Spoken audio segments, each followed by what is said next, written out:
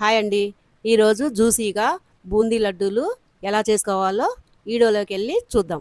అలాగే 2 గ్లాసులు శనగపిండి 2 గ్లాసులు శనగపిండి తీసుకొని ఉండలు లేకుండా మెత్తగా జల్లించుకోవాలి. చక్కగా ఎక్కడ ఉండ లేకుండా జల్లించుకోవాలి.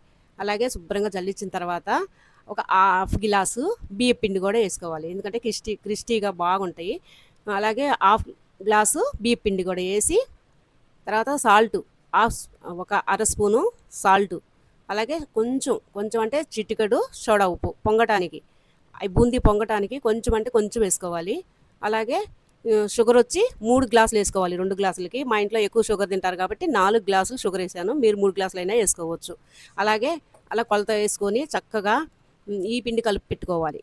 బియ్య పిండి, శనగపిండి ఈ 2 బాగా ఉండలేకుండా కలుపుకొని వాటర్ పోసుకొని కొంచెం కొంచెం కొంచెం కొంచెం అలా ఉండగట్టుకోకుండా కలుపుకోవాలి.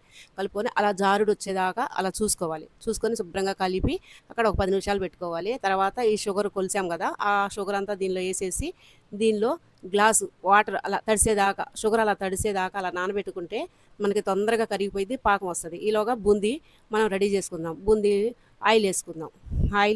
ఆయిల్ సన్ఫ్లవర్ ఆయిల్ చాలా బాగుంటుంది. అదేసి ఇప్పుడు మనం బూందీ గంట రెడీగా పెట్టుకొని నూనె మరిగిందో లేదో కొంచెం అలా వేసి చూసుకొని ఒక్కొక్క గంట అలా వేసుకొని అలా బూందీ అలా పడుతూ ఉండాలి, రౌండ్గా పడాలి.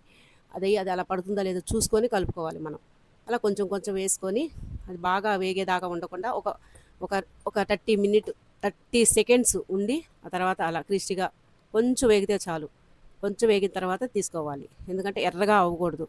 కొంచెం అలా తీసేసి మొత్తం అట్లా అన్నీ అలా చక్కగా వేసుకొని మంచి గోల్డెన్ కలర్ వచ్చిన దాకా అలా తీసేసుకొని తర్వాత పాకం పట్టుకోవాలి. దానిలోనే కొంచెం ఇలాచీ పౌడర్ కూడా వేసుకొని అలా కలుపుకోవాలి. శుభ్రంగా కరిగేదాకా అలా కలుపుకొని పాకం వచ్చేదాకా అలా ఉంచాలి. పాకం కూడా తీగ పాకం రావాలి. తీగ పాకం వచ్చిన తర్వాత ఆ బూందీ కలుపుకోవాలి. అది మిస్ అయ్యింది, బూందీ దానిలో వేసింది మిస్ అయ్యింది. ఓకేనా? అలాగే అలా శుభ్రంగా అలా మంచిగా కలుపుకొని కొంచెం కొంచెం తీసుకొని పాకంలోనే నెయ్యి వేసాను. చేతికి నెయ్యి రాసుకొని కొంచెం కొంచెం అలా ఉండలు చేసుకోవాలి. అలా ఉండలు చేసుకొని అలా కొంచెం కొంచెం తీసుకొని మనకి ఏ సైజులో కావాలో ఆ సైజులో ఉండలు రెడీ చేసుకొని జీడిపప్పు కూడా పెట్టుకొని అలా చక్కగా గుండ్రంగా చేసుకొని అన్నీ అంతే. ప్రాసెస్ చాలా ఈజీ అండి. ఎంత మంచిగా చేసుకోవచ్చు అంటే అంత టేస్టీగా కూడా మంచిగా ఉంటాయి. అలా రౌండ్గా అలా చేసేసుకొని అది కొంచెం చల్లారిన తర్వాత కొంచెం గోరెచ్చలుగా ఉన్నప్పుడే చేసుకోవాలి. అలా జీడిపప్పు అలా పెట్టేసుకుంటే కొంచెంసేపు ఆగిన తర్వాత ఆరిపోతాయి, చాలా బాగుంటాయి, టేస్టీగా ఉంటాయి.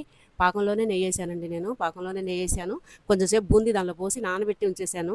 అంతా బూందీ పాకం అంతా పీల్చుకొని ఇలా జ్యూసీగా ఉన్నాయి. చక్కగా ఒక్కొక్కటి ఇలా మనం చేసేసుకోవాలి. ఈ లడ్డు వచ్చి గోధుమ రవ్వ లడ్డు. ఇది నెక్స్ట్ వీడియోలో చెప్తాను. ఈ చివరి వరకు చూసినందుకు ధన్యవాదాలు.